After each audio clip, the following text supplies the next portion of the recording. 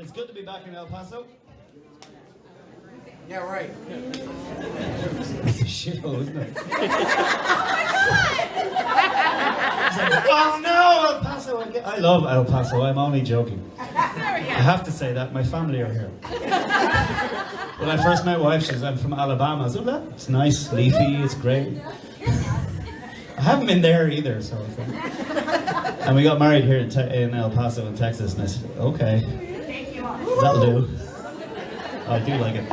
I have to say that until the gig is over, because I want you all buy my CDs, because my children need shoes.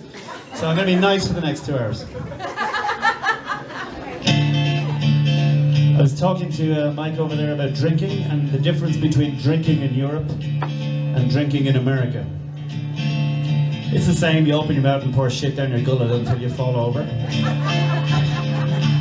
But there are differences in the quality of alcoholic beverages. We're talking about German beer. The Germans have purity laws, which means every time you buy a drink, they have to check your birth cert to make sure you're from a clean, good-natured background and you're holy and you say your prayers. It's a purity law. Actually, it's just so there's no chemicals in the beer. It's nothing to do with any of that other stuff. And the most common question I get asked when I'm over here is, how come I'm not drinking Guinness in an Irish bar? It's lovely Guinness here, it's nice.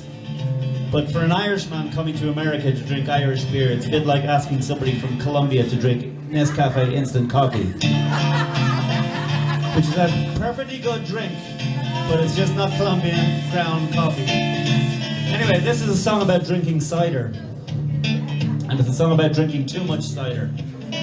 And I know a lot of people come to Ireland and they go to Ireland and they hear about Ireland, and we're famous for being a nation of people who enjoy drinking.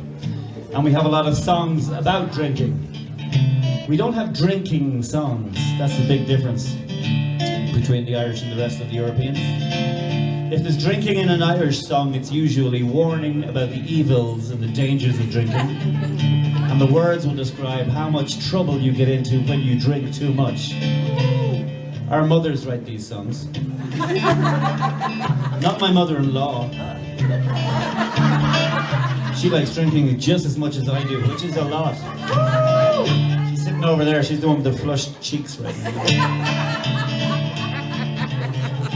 This one's about drinking too much cider, and I'm going to start off as we need to carry on. If you'd like to sing along with me, the chorus of this song at least goes like this. It's about cider, and the name of that cider is called Johnny Jump Up. It goes like this.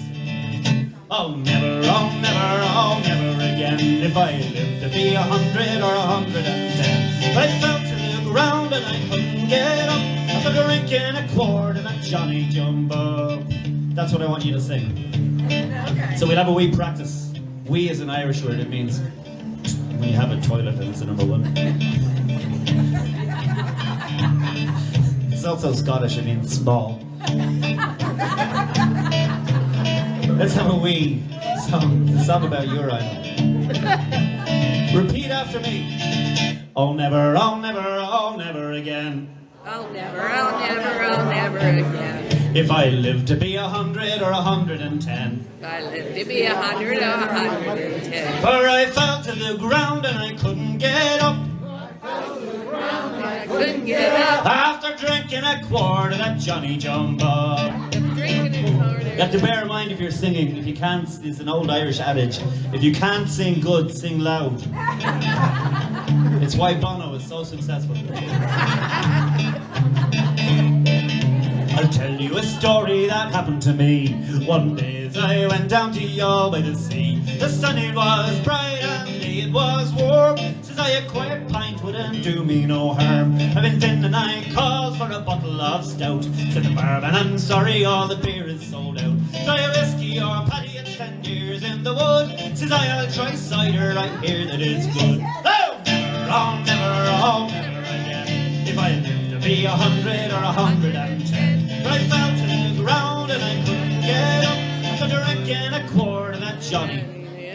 Awesome. Oh, that was amazing. Now we know why Bono gets such,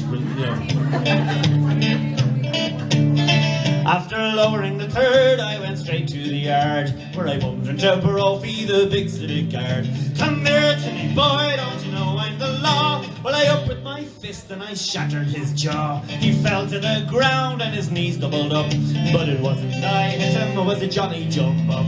Then next thing I saw down in yaw by the sea was a cripple on crutches, and says he to me, I'm afraid of me life, I'll be hit by a car. Won't you help me across to the railwayman's bar? After drinking a quart of that cider so sweet, sure he threw down his crutches and he danced in the street. Oh, never, oh, never, oh, never again.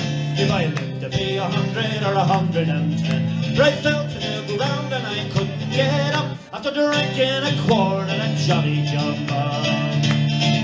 I went down the Lee Road, a friend for to see. They call it a madhouse in Cork by the Lee. But when I got up there, the truth I didn't tell. Should have had the poor bugger locked up in a cell. And the guard testing him, take his words if you can. Around the rugged rock, the ragged rascal ran. Says he, I am not crazy, tell him I am not mad. It was only a sup of the bottle I had. Oh, never, oh, never, oh, never again. If I lived to be 100 or 110. But I fell to the ground and I couldn't get up after drinking a quart of that Johnny Jumbo. Here's a sad verse. There's always a sad verse in an Irish song, and this last verse is about death, which is pretty sad sometimes. Not all the time. Have you know the expression awake? You go to a wake. Did you know the Irish invented that wake? Yes. The idea was to stay awake with the body, just to make sure they were dead. I'm not even making this shit up, it's true.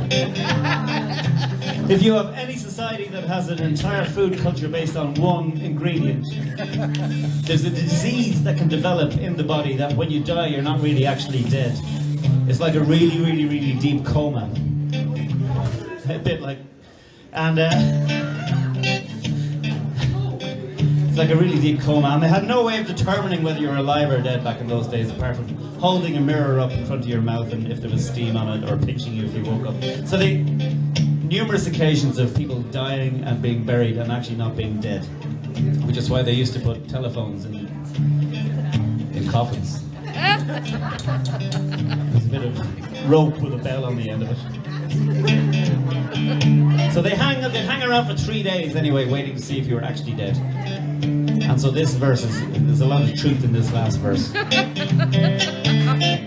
A man died in the Union by the name of McNabb. They washed him and they laid him outside on a slab. And after O'Connor his measurements did take, well, his wife brought him home for a bloody fine wake. At about 12 o'clock and the beard was high, the corpse he sat up and says he with a sigh, I can't get to heaven, they won't let me up till I bring them that quart of that Johnny jump up. Oh, never, oh, never, oh, never again. If I lived to be 100 or 110, I fell to the ground and I couldn't get up after drinking a quart of that Johnny. And again, oh, never, oh, never, oh, never again. If I lived to be 100 or 110, I fell to the ground and I couldn't get up after drinking a quart of that Johnny Jump Up. And 17 pints of Guinness and a glass of wine with me dinner. And I had a Jaeger bomb because I was a bit tired. And I had another one because the first one didn't work. I recall having one of those Belgian chocolates with brandy in them. But it was the sherry and the trifle that did me in. Thank you very much.